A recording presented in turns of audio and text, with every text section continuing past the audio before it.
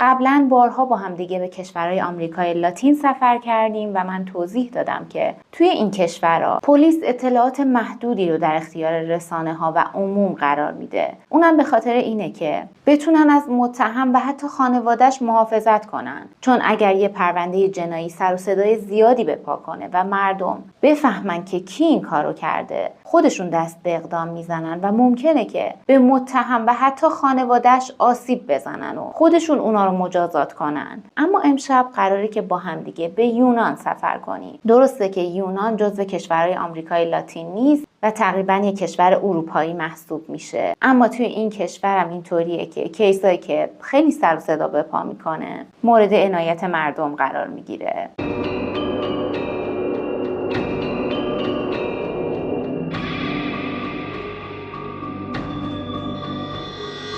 درود، خوش اومدید به یک ویدیوی دیگه. من الهامم. اگر این اولین ویدیویی هست که از این چنل نگاه میکنید، باید بگم که توی این ویدیو قراره امشب 2 پرونده جنایی رو براتون روایت کنم. پس اگر به این سبک ویدیوها علاقمندید، قبل از هر چیزی از پایین همین ویدیو مطمئن بشید که عضو این چنل هستید. همونطور که متوجه شدید قراره با هم دیگه به کشور یونان سفر کنیم و میخوایم با هم دیگه بریم به بعد از ظهر 29 ژانویه سال 2022 که توی اتاق بیمارستان کودکان توی آتن یه فاجعه برای یه خانواده پیش میاد. یه فاجعه خارج از تحمل، به خاطر اینکه دختر 9 ساله‌ای به اسم جورجینا داسکالاکیس دچار ایست قلبی میشه. جورجینا بعد از یه دوره شدید درمانی که به شدت تلاش کرده بودن که وضعیتش رو تثبیت کنن، دچار فلج مغزی شده بود، اما بعد از چند روز توی بیمارستان به خاطر ایست قلبی از دنیا میره. اما در مورد مرگ جورجینا چیزایی وجود داشت که نمیشد اونا رو نادیده گرفت. مثلا جورجینا اولین دختر والدینش نبود که از دنیا رفته بود، بلکه اونا توی 2 سال گذشته 2 دختر دیگر رو هم از دست داده بودن. دختر دومشون مالنا که تو سال 2019 از دنیا رفته بود، در حالی که فقط 3 سال و نیم داشت، و دخترشون آیریس که تو سال 2021 در حالی که فقط 6 ماه بود از دنیا میره. و همین مسئله بود که مرگ جورجینا رو خیلی عجیب کرده بود.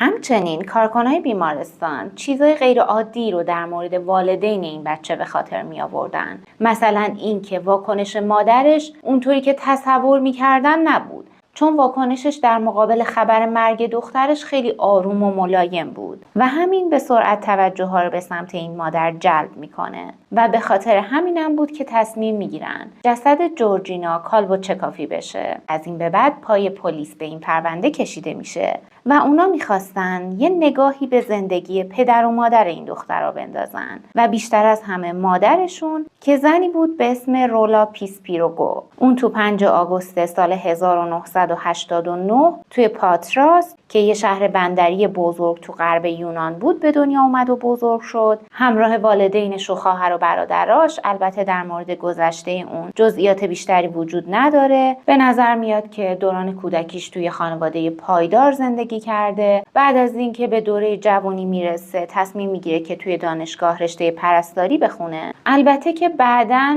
رسانه‌ها در موردش میگن که اون یه نوازنده بود، اگرچه که نسخه های زیادی در مورد داستان زندگی اون وجود داره. اما چیزی که توی زندگیش مهم بود و ما میخوایم بهش بپردازیم اینه که رولا علاقه زیادی به فوتبال داشت. اون برای بازی‌های فوتبال اشتیاق خیلی خاصی داشت. بعد از یه مدتی به عنوان داور فعالیتش رو شروع میکنه، البته یه داور آماتور، و توی همون دوره بوده که توی همون محیط ورزشی و فوتبالی با دروازه‌بانی به اسم مانوس داسکالاکیس آشنا میشه. اون توی تیمای لیگ محلی بازی میکرد و رابطه اونا خیلی سریع تبدیل به یه رابطه عاشقانه میشه و تصمیم میگیرن که با هم دیگه زندگی کنن. اون سالهای اول همه چیز بین این زوج خیلی عالی پیش میرفت. حتی تو ماه اکتبر سال 2013 اونا بچه دار میشن، چون دخترشون جورجینا به دنیا میاد و از این به بعد مانوس برای تحکیم رابطهشون تصمیم میگیره که یه شکلی به این رابطه بده و از رولا خواستگاری میکنه و با هم دیگه ازدواج میکنن. تاریخ ازدواجشون 4 اکتبر سال 2014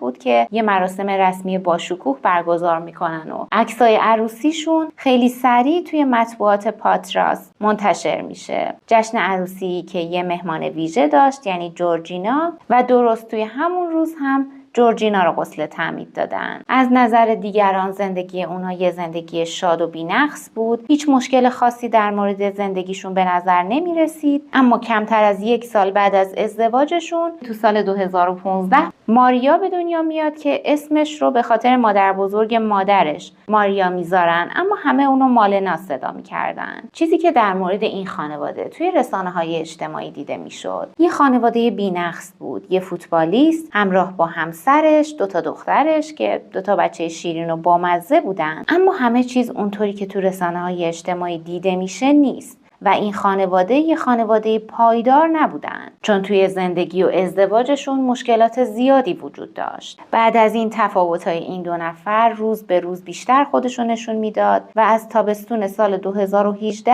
بیشتر و بیشتر شده بود. اما تو ماه مارچ سال 2018 این زوج متوجه میشن که دختر دومشون مالنا در حالی که فقط 3 سال داشته مبتلا به سرطان خون شده. پس باید هر چه سریعتر درمانش رو شروع میکردن و اونو به بیمارستانی توی آتن میبردن. البته که توی این دوره این زوج اختلافات زیادی با هم دیگه داشتن، مشکلاتشون به اوج رسیده بود، اما تصمیم میگیرن که یه مدتی اختلافات و مشکلاتشون رو بذارن کنار تا دوره درمان مالنا سپری بشه و با هم دیگه به آتن میرن. دختر بزرگترشون جورجینا رو هم پیش مادر بزرگ پدریش میذارن. البته بعد از اینکه مالنا رو تحت درمان قرار میدن، میگن که سرطانش پیشرفته نیست و با آزمایشات و بقیه کارهایی که انجام داده بودن مشخص میشه که بیماریش قابل درمانه. با این حال تو 13 آوریل سال 2019 یهو حال مالنا بد میشه و این دختر توی همون روز از دنیا میره، در حالی که فقط 3 سال و نیمش بوده. بیمارستان هم علت مرگش رو نارسایی کبد و ایست قلبی اعلام میکنه و همچنین یه سری علتهای نامشخص دیگه. توی همین دوره هم بوده که رولا میره پیش روانشناس و درخواست کمک میکنه. بعدن هم یه تتو روی بدنش انجام میده برای ادای احترام به دخترش که همراه با اون تاریخ مرگش هم روی دستش تتو میکنه. اما تا ماه‌ها بعد از مرگ مالنا بین رولا و مانوس پیام‌های محبت آمیزی رد و بدل میشه. اما تو ماه سپتامبر سال 2019 مانوس پیشنهاد میکنه که از همدیگه جدا بشن. ظاهراً اون هر چی تلاش کرده بود موفق نشده بود که کاری برای این رابطه بکنه. اما توی بحبوحه پروسه طلاق اونا رولا یهو متوجه میشه که بار داره. ظاهراً زمانی که این زوج توی آتن برای درمان مالنا با هم دیگه بودن، رولا باردار شده بود و جورجینا از این که قرار بود صاحب یه خواهر یا برادر کوچیک بشه خیلی خوشحال بود و به خاطر اینکه مانوس میدونست دخترش خواهر کوچیکش رو به تازگی از دست داده، با به دنیا اومدن این بچه میخواست یه فرصت دیگه به این زندگی بده. با گذشت زمان کم کم رابطه این زوج یه مقدار بهتر میشه و تو ماه سپتامبر سال 2020 فرزند سومشون آیریس به دنیا میاد. اما اومدن اون قرار نبود که هیچ مشکلی رو حل کنه، چون اختلافات بین والدینش همچنان رو به وخامت بود و اونا دیگه نمیتونستن با هم دیگه وارد یه رابطه عاشقانه بشن. در نهایت هم مانوس تصمیمش رو میگیره و دوباره خونه رو ترک میکنه و برای اینکه طلاقشون دوباره به جریان بیفته یه وکیل میگیره. اما این بار بازم توی بحبوحه طلاقشون تو 21 مارچ سال 2021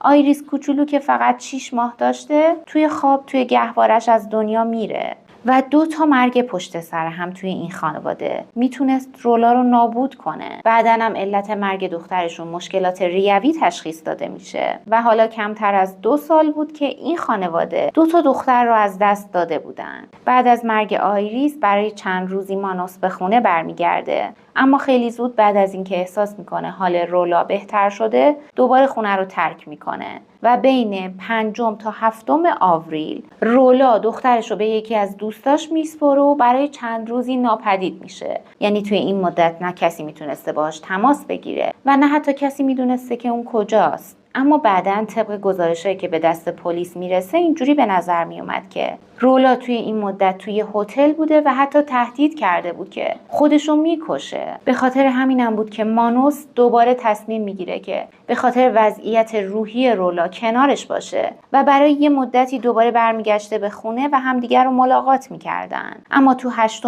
آوریل همون سال دوباره با وکیلش صحبت میکنه و قرار میشه که پروسه طلاق رو دوباره به جریان بندازه و دقیقاً فردای روزی که مانوس رفته بود پیش وکیل، جورجینا یهو دچار درد شدید و تشنج میشه. اونو خیلی سریع به بیمارستان منتقل میکنن چون توی شکمش و کمرش درد شدیدی احساس میکرد. پزشکام خیلی سریع معاینات این دختر رو شروع میکنن اما به هیچ نتیجه مشخصی نمیرسن و هیچ دلیل روشنی برای علائمی که این دختر داشت وجود نداشت. بعد از یه دوره‌ای که این دختر دائما تشنج میکرده، یه بار دیگه اونو به خاطر بالا آوردن شدید به درمانگاه میبرن و طی روزهای بعدی آزمایش‌های جدیدی روی اون انجام میدن. اما 3 روز بعد اوضاع خیلی وحشتناک میشه و جورجینا دچار تشنج شدیدی میشه که منجر به ایست قلبیش میشه. کادر پزشکی خیلی سریع کار خودشون رو شروع میکنن. مانور احیا برای نجات این بچه تقریباً 1 ساعت ادامه داشته تا اینکه قلبش دوباره شروع میکنه به تپیدن. اما از اونجایی که برای یه مدتی اکسیژن به مغزش نرسیده بود، با وجود اینکه این بچه زنده میمونه، دچار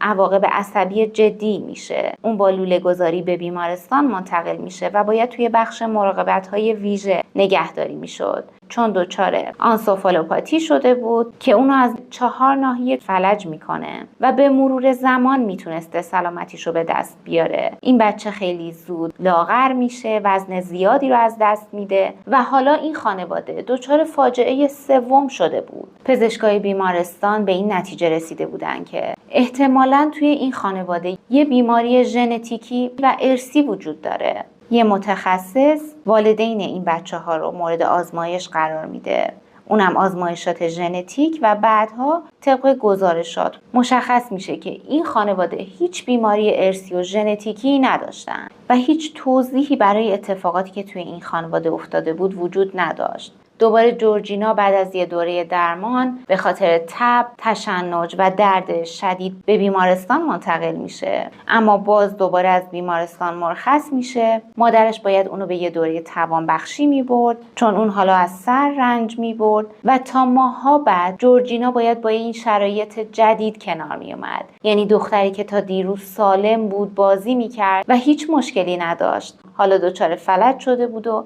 از طریق توانبخشی تونسته بود یه مقدار از این وضعیت شکننده‌ای که پیدا کرده بود بهبود پیدا کنه. علاوه بر این که بدنش کاملا بی حرکت شده بود و دچار تشنج میشد، بخش قابل توجهی از وزنش رو از دست داده بود و روز به روز این بچه ضعیفتر میشد تا اینکه تو 19 جولای سال 2022 دوباره مجبور میشن که اونو توی بیمارستان بستری کنن. اون به شدت بالا می آورد، دوباره اسپاسمای شدیدش تکرار میشدن و تا 26 ژانویه به بیمارستان کودکان آتن منتقل میشه. اما 3 روز بعد از انتقالش به این بیمارستان یهو دچار تشنج شدیدی میشه و بعد از اون حالش رو به وخامت میره و بعد از ظهر همون روز از دنیا میره و پزشکا هم مرگش رو تایید میکنن. بعد از مرگ این دختر دیگه هیچ چیز در مورد این خانواده عادی به نظر نمیرسید. پرونده جورجینا یه پرونده پزشکی نبود. مرگ 3 نفر از اعضای این خانواده توی یه مدت کوتاه هم نمیتونست تصادفی باشه و این پرونده به دفتر دادستان عمومی شهر پاتراس منتقل میشه. اونم دستور میده که تحقیقات مقدماتی برای مرگ این 3 دختر شروع بشه. محققای پرونده شروع به بررسی سوابق پزشکی این خواهرها میکنن و منتظر نتایج بودن. اما مطالعاتی که بعد از مرگ در مورد این دخترها انجام میشه مشخص میکنه که غیر از خواهر بزرگتر که واقعا به سرطان خون مبتلا شده بود، مرگ 2 دختر دیگه اصلا عادی نبود و هیچ توضیحی برای مرگشون وجود نداشت. و عجیب تر از همه این که تجزیه و تحلیل های سمشناسی بدن جورجینا نشون میده که تو خونش مقدار زیادی کتامین وجود داشته، اما مقدار کتامینی که توی خونش وجود داشت خیلی بیشتر از حد نرمال بود، چون پزشکای بیمارستان میگن که توی داروهایی که به این دختر تجویز کرده بودن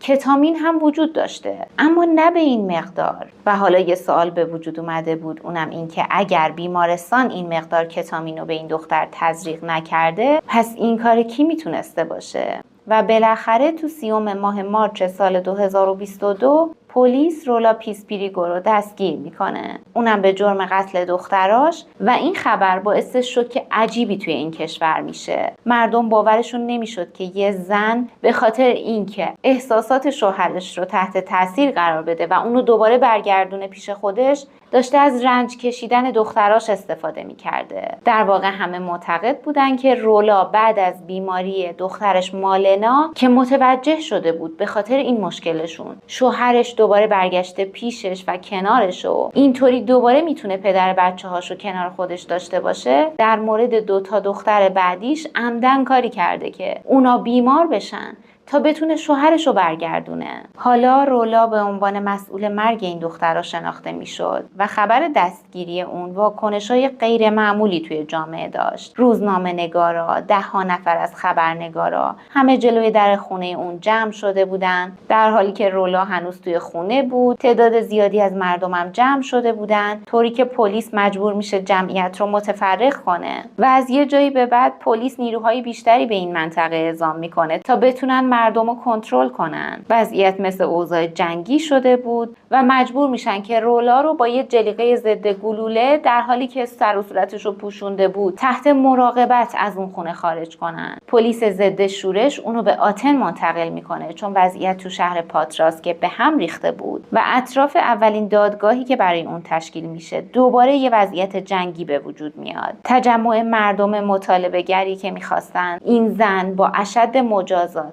روبرو بشه اونقدر شدید بود که دولت یونان توی رسانه ها مجبور میشه که مردم رو به آرامش دعوت کنه. دولت یونان از مردم میخواد که بهشون اعتماد داشته باشن و اجازه بدن که مقامات پلیس کارشون رو انجام بدن. بعد از این به رولا لقب مدعای پاتراس رو میدن. مدعا زنی بوده که تو اساطیر یونان بعد از خیانت شوهرش برای انتقام از اون بچه‌های خودش رو میکشته و این داستان یه تراژدی معروف به اسم مدعاست. به خاطر همینم بوده که مردم رولا رو مدعای پاتراس میدونستن. اوضاع خیابونا وحشتناک بود، اما اظهارات رولا توی دادگاه اینطوری بود که اون خودشو بیگناه میدونست و میگفت هیچ ارتباطی با مرگ دختراش جورجینا و آیریس نداره. اون قاطعانه میگه که بچه‌های خودشو نکشته و میگه کتامین رو توی بیمارستان به دخترش تجویز کردن و این یه قصور پزشکی بوده و ربطی به اون نداره و مسئولش پرسنل بیمارستانن. اون ادعا میکنه که تو مانورای احیایی که برای دخترش انجام دادن کتامین زیادی بهش تزریق کردن و همین باعث مرگ دخترش شده. اما دادستانی توضیحات اون رو رد میکنه. محققا شروع به بررسی ایست قلبی جورجینا میکنن، دختری که تو ماه آوریل سال 2021 رنج زیادی رو تحمل کرد و بعد از 1 ساعت که دچار حمله قلبی شده بود و با مانور احیا دوباره زنده شده بود. کارکنای بیمارستان ادعا میکنن که زمانی که رولا به ملاقات جورجینا توی بیمارستان میرفته، یه تایمی رو همراه اون توی اتاق تنها بوده. بعد از این محققای پرونده میخواستن راجع به مالنا و آیریس تحقیق کنن و چند روز بعد از دستگیری رولا پرونده مالنا و آیریس هم به دست دادستانی میرسه. تو ماه جون سال 2022 2 پاتولوژیست خیلی معتبر روی این پرونده ها کار میکنن و بعداً وقتی گزارش خودشون رو به مقامات پلیس میدن، همه چیز خیلی شوکه کننده تر میشه، چون اونا میگن که مالنا و آیریس در اثر خفگی از دنیا رفتن. اونم در اثر انسداد راه هوایی. البته در مورد مالنا اینطوری بود و در مورد آیریس که توی گهواره خودش مرده پیدا شده بود، ممکن بود که خفگی با پتو یا بالشت این بچه انجام شده باشه. بعد از این رولا اتهامات جدیدی رو دریافت میکنه، اونم مربوط به پرونده مرگ 2 دختر دیگه‌اش. اولین محاکمه بزرگ اون توی 31 ماه ژانویه سال 2023 شروع شده بود، اما تا 14 ماه آینده تحقیقات همچنان ادامه داشته، همینطور جلسات دادرسی و توی این جلسات 10 نفر به عنوان شاهد احضار میشن. از پزشکای متخصص بیمارستان تا اعضای خانواده، افراد نزدیک به این زوج و دادستانی داشته تلاش میکرده که ثابت کنه که مرگ جورجینا به خاطر وضعیت سلامتی حساسش نبوده، بلکه به خاطر این بوده که مادرش میخواسته از طریق اون توجه پدرش رو جلب کنه. رولا به خاطر لحظات بحرانی که توی زندگیش داشته سعی کرده بود که این رابطه رو حفظ کنه، ولی این کار رو به بدترین شکل ممکنه انجام داده بود، اونم با نابود کردن زندگی بچه‌های بیگناهش. تجزیه و تحلیل‌های پزشکی قانونی در مورد مرگ 2 بچه اول و همچنین دختر سوم یعنی جورجینا به وضوح نشون میداد که رولا خودش بچه‌هاشو از بین برده. اما از اونجایی که 2 بچه اول بدون کارشناسی پزشکی قانونی از دنیا رفته بودن، در نهایت فقط به خاطر مرگ دخترش جورجینا میتونستن اونو متهم کنن. به نظر می اومد که هر وقت مشکلات زناشویی این زوج عود می کرد، یکی از بچه ها دچار مشکل جدی می شد. در نهایت هم رولا به حبس ابد محکوم میشه. توی دادگاه مانوس هم حضور داشت. اون مدام در مورد زنش میگفت که رولا مادر فداکاری بود، همه کار برای بچه‌ها انجام میداد و اصلا فکرشو نمی‌کرد که اون خودش به دختراشون آسیب زده باشه. با این حال رولا همچنان ادعای بیگناهی میکرد. حتی پرونده تو سال 2025 یه بار دیگه برای تجدید نظر به دادگاه میره، اما توی دادگاه بعدی هم حکم اولیه تایید میشه و قراره یه بار دیگه تو سال 2026 این پرونده برای تجدید نظر به دادگاه بره. یکی از پرونده های جنجالی توی دادگاه های یونان که نظر همه مردم رو به خودش جلب کرده بود، چون هیچ کس باورش نمیشد که یه مادر به خاطر اینکه شوهرش رو حفظ کنه حاضر باشه که بچه‌های خودش رو بکشه. در مورد رولا ظاهرا اون به سندروم مانشاوزن مبتلا بود. در مورد این سندروم قبلا توضیح دادم. در واقع بارون مانشاوزن یه نجیب زاده آلمانی بوده توی قرن 18 که به خاطر داستانای اغراق‌آمیز و غیر واقعیش شهرت زیادی داشته. مثلا ادعا می‌کرده که کارهای خارق‌العاده‌ای انجام داده و بعدها اسم یه اختلال روانی رو میذارن سندروم مانشاوزن که بیمار عمدن علائم بیماری ایجاد میکنه تا ترحم دیگران رو جلب کنه. دوست دارم نظر شما رو هم در مورد این کیس بدونم. مرسی که تا اینجای ویدیو همراه من بودید، ولی ازتون خداحافظی نمی کنم چون برای پرونده جنایی بعدی قراره که با هم دیگه بریم به هندوستان و میدونیم که پرونده های جنایی هندی شباهت زیادی به فیلماشون داره، یعنی همینطور همه کاراشون اغراق‌آمیز و عجیبه. پس اگر خسته نشدید همراه من باشید.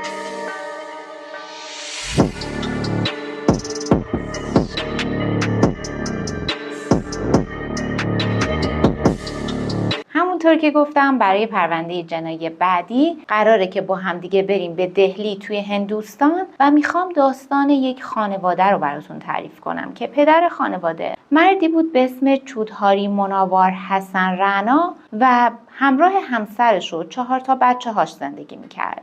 همسرش هم زنی بود به اسم اشرت که قبلا اسمش سونیا بود، اما به خاطر ازدواجشون اسمش رو تغییر داده بود و این زوج اصالتاً اهل شهر میروت تو ایالت اوتار پرادش بودن. یه جورایی ما باید حتما سراغ این ایالت اوتار پرادش بریم. در هر صورت که اوایل دهه 90 میلادی این زوج وقتی خیلی جوان بودن عاشق همدیگه شده بودن و تصمیم گرفته بودن با هم ازدواج کنن. اما ما میدونیم که توی هندوستان 2 خانواده با مذهبای مختلف نمیتونن با هم وصلت کنن، یعنی هر 2 خانواده یا باید مسلمان باشن یا هندو یا حالا هر دین و مسلک دیگه‌ای که دارن و حتی اینطوریه که مردم از طبقات اجتماعی مختلف حتما با طبقه اجتماعی خودشون ازدواج میکنن و اگر 2 نفر تصمیم بگیرن که با هم ازدواج کنن سخت با مخالفت خانواده هاشون مواجه میشن. در مورد حسن و همسرش اشرت هم دقیقاً همینطوری بود، چون حسن خودش یه مرد مسلمان بود و همسرش سونیا، البته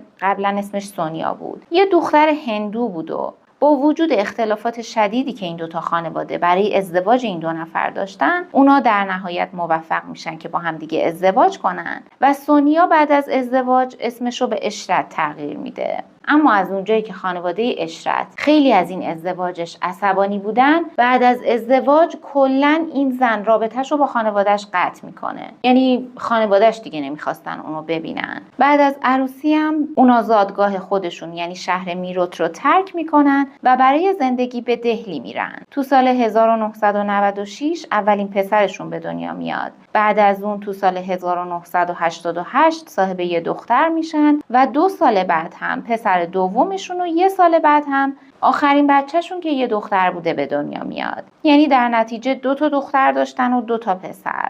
اوایلی که این زوج با هم دیگه ازدواج میکنن، حسن یه شغل خیلی معمولی داشته، اما بعد از نقل مکانشون به دهلی اون توی دفتر املاک و مستقلات شروع به کار میکنه و خیلی زود هم کسب و کار و بیزینس خودش رو راه اندازی میکنه و بعد از 1 دهه زندگی توی دهلی اون صاحب یه آژانس املاک پر رونق بود و همینطوری پولی بود که به سمت زندگی اونا سرازیر میشد. اونا میتونستن یه زندگی مجلل داشته باشن. خانواده از یه خونه کوچیک توی منطقه معمولی به یه خونه 2 طبقه 5 خوابه تو شمال دهلی نقل مکان میکنن. بچه‌ها بعد از این میتونستن به مدارس خصوصی برن. بهترین مسافرت و بهترین زندگی در انتظارشون بود. و حسن اونقدر پول داشت که تو سال 2014 وارد سیاست میشه تا بتونه توی این دنیا هم برای خودش جایگاهی به دست بیاره و صاحب یک کرسی تو مجلس قانونگذاری ایالت مهاراشترا بشه. اما با وجود اینکه اون برای این انتخابات خیلی هم هزینه میکنه، در نهایت شکست میخوره و نمیتونه وارد دنیای سیاست بشه. البته که همچنان کسب و کار املاک و مستقلاتش رونق خودشو داشت. اونم به خاطر این نبود که حسن یه تاجر خیلی خوب بود یا طبق قوانین بازی میکرد، بلکه حسن مردی بود که قانون رو دور میزد و تا جایی که میتونست از سادگی افراد استفاده میکرد و املاکشون رو تصاحب میکرد. اون اسناد مالکیت جعل میکرد، بیخبر از فروشنده ملکا رو میفروخت. حتی خونه‌ای که تو شهر دهلی اون و خانواده‌اش داشتن توش زندگی میکردن یه ملک تصاحب شده بود متعلق به مردی به اسم پولسینگ و همچنان این مرد به خاطر پس گرفتن اموالش با حسن درگیری قانونی داشت. اما به هر حال حسن به خاطر اینکه بتونه کاراشو راحت‌تر انجام بده نیاز به 2 تا کارمند داشت که تمام روز دنبال کاراش باشن. اونا افراد مورد اعتماد حسن بودن، یعنی میشه گفت دست راست و چپش بودن، که اولین نفر مرد 27 ساله‌ای بود به اسم صاحب خان با اسم مستعار بانتی که محرم اسرار حسن بود و دست راستش محسوب میشد. اون میتونست با یه فرمان حسن استخونای هر کسی رو بشکنه و از اونجایی که هر دوتاشون اهل شهر میروت بودن و همشهری بودن، وقتی حسن کسب و کار خودش رو توی دهلی راه اندازی میکنه، بانتی خیلی زود جذب دم و دستگاه اون میشه. و نفر دوم مردی بود به اسم دیپاک که دست چپ حسن محسوب میشد و شغل اصلیش رانندگی بود. یعنی اون در واقع راننده حسن بود و از اقوام بانتی بود. البته اونم اهل شهر میروت بود و اینطوری حسن یه پادشاهی برای خودش درست کرده بود. اما تو 19 ژانویه سال 2017 دنیای اون یهو فرو میریزه، چون اون به جرم تجاوز دستگیر میشه. یعنی البته این پرونده مال سال 2015، یعنی 2 سال پیش بود، ولی تا زمانی که این پرونده به نتیجه برسه و حسن رو دستگیر کنن سال 2017 شده بود و بعد از این حسن به زندان منتقل میشه. البته که اون خودش به شدت این موضوع رو تکذیب میکنه و میگه که هیچ تجاوزی در کار نبوده، اما با این حال کسب و کارش باید یه جوری اداره میشد و بانتی و دیپاک تصمیم گرفته بودن که کسب و کار حسن رو جلو ببرن. اما حسن همه چیز رو به همسرش اشرت میسپره و بعد از اون اشرت به عنوان مدیریت کسب و کار املاک به دفتر کار شوهرش میرفته. البته غیر از بانتی و دیپاک 2 نفر دیگه هم بودن که برای حسن کار میکردن. البته خیلی مورد اعتمادش نبودن، اما این 2 نفر که فیروز و ذوالفقار بودن کارهای اداری و بقیه کارهای خرده ریز مربوط به دفتر رو انجام میدادن. بانتی به عنوان دست راست و دوست صمیمی حسن بهش قول داده بود که از خانواده‌اش مراقبت کنه و تا یه مدتی اوضاع خیلی آروم جلو میره، یعنی تا ماه آوریل سال 2017.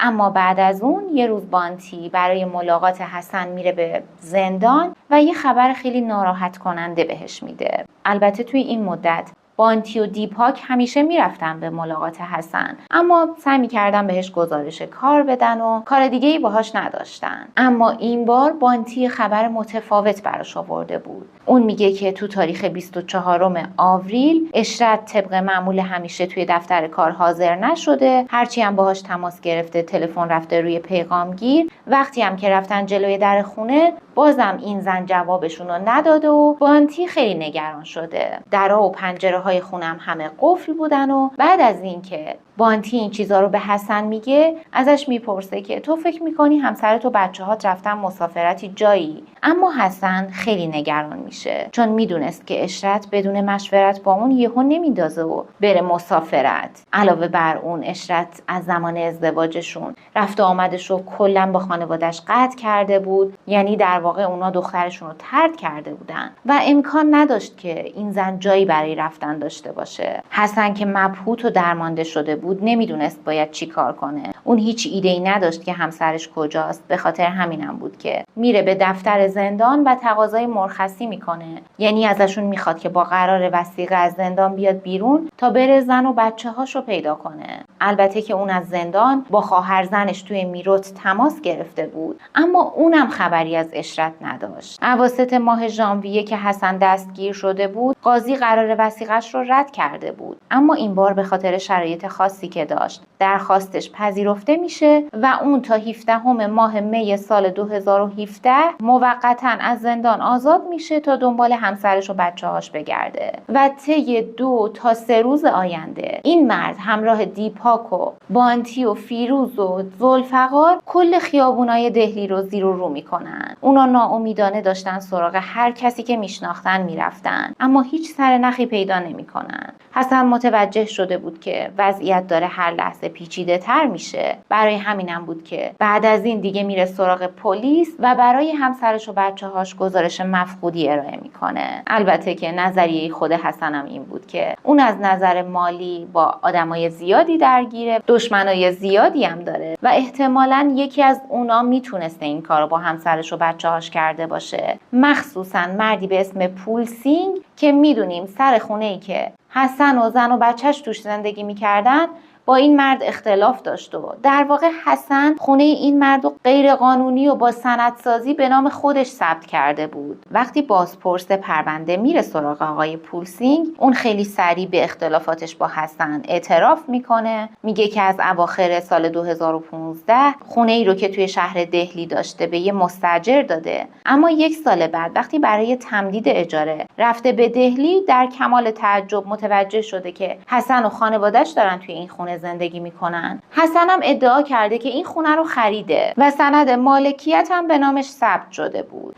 ولی ما میدونیم که حسن مردی بود که اموال غیرقانونی زیادی داشت و احتمالاً با پولسینگ هم همین کارو کرده بود. پولسینگ هم ازش شکایت کرده بود، اما این مرد میگه که هیچ ربطی به ناپدید شدن اشرت و 4 تا بچه‌هاش نداره و همزمان با پیشرفت تحقیقات در مورد گم شدن این افراد پلیس مدام با حسن در تماس بوده. اما از 20 ماه می سال 2017، یعنی 3 روز بعد از اینکه حسن با قرار وثیقه از زندان اومده بود بیرون، کلاً ارتباطش با پلیس قطع میشه و هرچی باهاش تماس میگرفتن که بره به ایستگاه پلیس اون دیگه جواب نمیداده. برای همین بوده که افسرهای پلیس میرن سراغ خونه حسن و برخلاف چیزی که تصور میکردن، یعنی فکر میکردن که حسن فرار کرده، با جسد این مرد 42 ساله توی خونش مواجه میشن. جسد حسن رعنا بیجون و سرد روی زمین افتاده بود و بعداً کارشناسای پزشکی قانونی اعلام میکنن که علت مرگش به خاطر 2 تا گلوله‌ای بوده که به سرش شلیک شده، ولی همچنان هیچ خبری از همسرش و 4 تا بچه‌هاش نبود و لحظه به لحظه این پرونده جدی‌تر میشد و حالا تنها کسایی که پلیس میتونست بره سراغشون و حلقه افراد نزدیک به حسن بودن بانتی، دیپاک، فیروز و ذوالفقار بودن، یعنی این 4 تا مردی که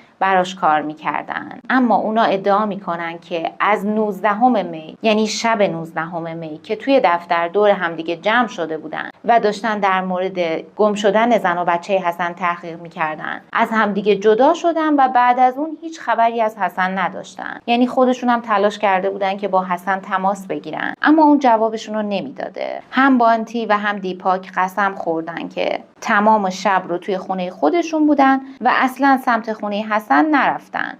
اما از اون طرف حرفای ذوالفقار و فیروز فرق میکرده، چون اونا میگن که تمام شب رو توی دفتر املاک خوابیدن، یعنی هر 4 تاشون. و این تناقض توی حرفای این 4 نفر میتونست به یه چیز اشاره داشته باشه، این که ممکنه این 4 نفر ربطی به ناپدید شدن اعضای این خانواده داشتن. بعد از اینکه تلفن خونه حسن و تلفن‌های دیگر رو ردیابی میکنن، متوجه میشن که شب 19 می 2 بار از خونه حسن با بانتی و دیپاک تماس گرفته شده، گرچه که اونا قبلا میگفتن اصلا هیچ تماسی با حسن نداشتن، اما بعدن میگن که حسن باهاشون تماس گرفته تا برای جستجوی روز بعد با هم دیگه هماهنگ بشن. اما کارآگاه‌های پرونده حسابی به این مردا مشکوک شده بودن. اصلا حرفاشون با هم دیگه جور در نمی اومد. اصرار داشتن که یه نفر میتونه ربطی به قتل حسن و ناپدید شدن زن و بچهش داشته باشه و اونم کسی نیست جز پولسینگ، مردی که به خاطر خونش یه دعوای قانونی سفت و سخت با حسن داشته.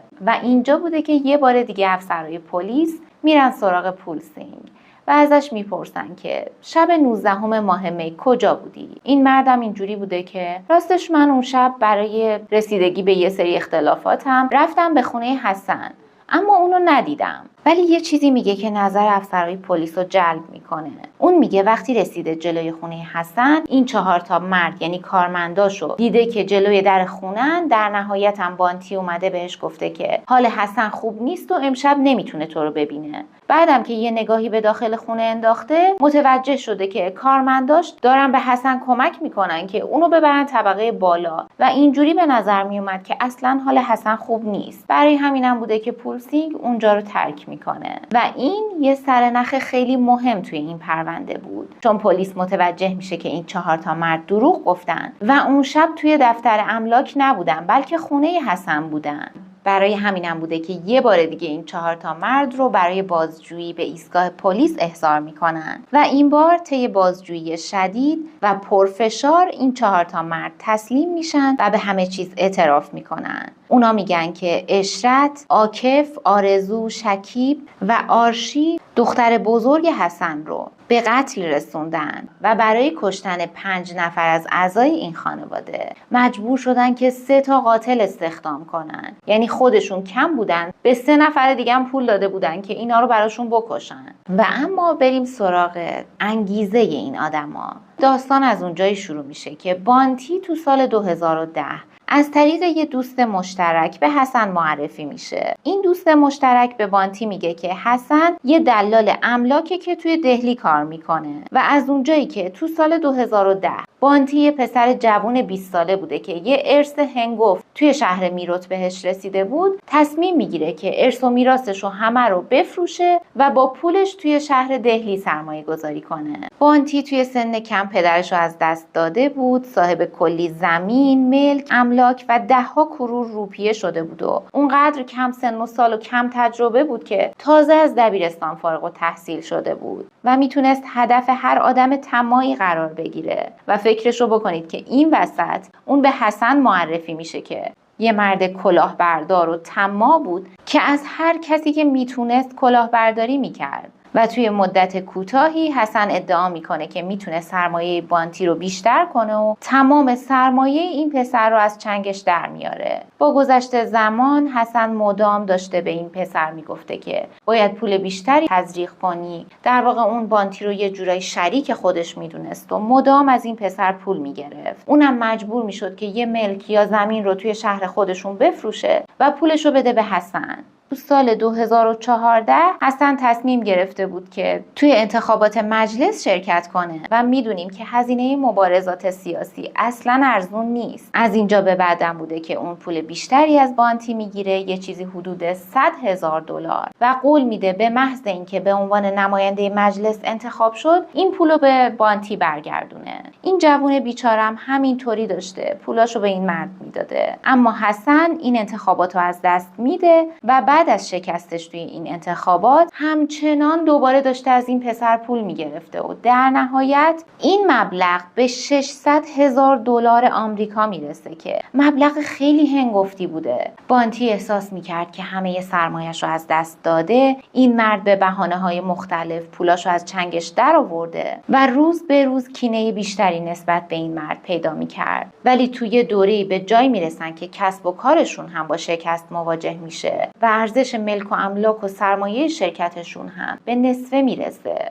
از اینجا به بعد بوده که دوباره حسن از بانتی پول میگیره، اما این بار بانتی میخواسته هر طور شده پولاشو از این مرد یعنی حسن پس بگیره و نمیدونسته که باید چی کار کنه. فقط تنها کاری که از دستش برمیومد این بود که کنارش وایسته تا دوباره کسب و کارشون رونق پیدا کنه و این اتفاق هم میفته و اونا میتونن با تلاش خیلی زیادی و همچنین پولایی که بانتی تزریق کرده بود سرمایه شرکت رو چند برابر کنن و حالا بانتی دیگه مصمم بوده که پولش رو از این مرد پس بگیره. ولی یه فرصت خیلی خوب تو سال 2017 براش به وجود میاد. اونم زمانی بوده که حسن به جرم تجاوز میفته پشت میله های زندان. اما توی این مرحله یهو بانتی غافلگیر میشه، چون حسن تمام اختیارات رو بعد از این به همسرش اشرت میده و با ورود اشرت به دفتر املاک دوباره بانتی توی موقعیتی قرار میگیره که نمیتونسته حقش رو از این خانواده بگیره. علاوه بر اون احساس میکرد که حسن بهش توهین کرده. این دو نفر سالها با هم دیگه شریک بودن و بانتی حسابی برای این شرکت هزینه کرده بود،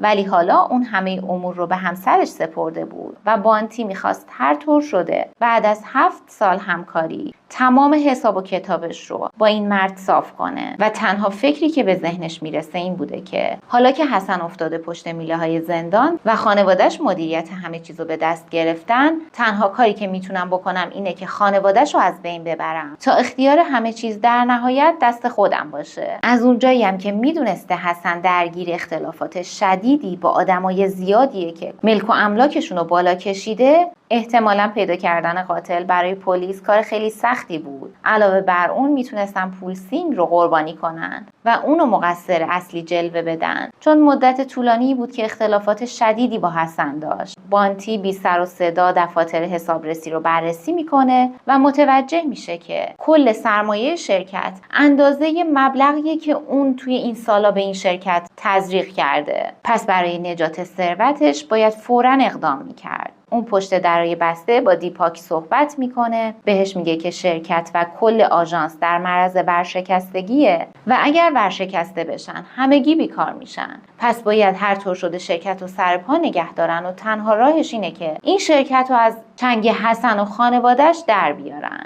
بعد از اونم ذوالفقار و فیروز رو با خودشون همراه میکنن و برای اطمینان 3 آدمکش استخدام میکنن. در نهایت هم تو 24 آوریل سال 2017 میرن سراغ اشرت و بانتی به اشرت میگه که بالاخره بعد از کلی دوندگی با درخواست وثیقه حسن موافقت کردن و موقتا میتونن اونو از زندان آزاد کنن. اما از اونجایی که از طرف طلبکاراش و همچنین خانواده کسی که بهش تجاوز کرده تهدید شده، مجبوره که بعد از آزادی از زندان یه مدتی رو مخفیانه زندگی کنه و برای این کار باید بره به مرز بین دهلی و میرود. اینطوری میشه که بانتی به اشرت میگه که بهتره تو هم همراه بچه‌هات لوازمتون رو جمع کنید تا شما رو ببرم پیش حسن. اشرت و 2 دختراش هم آرزو و آرشی همراه بانتی و دیپاک سوار ماشین میشن تا به سمت میرود حرکت کنن. فیروز و ذوالفقار هم میرن سراغ پسرا یعنی شکیب و عاکف و بهشون میگن که مادرتون و دخترها رفتن به نزدیکی شهر میرود،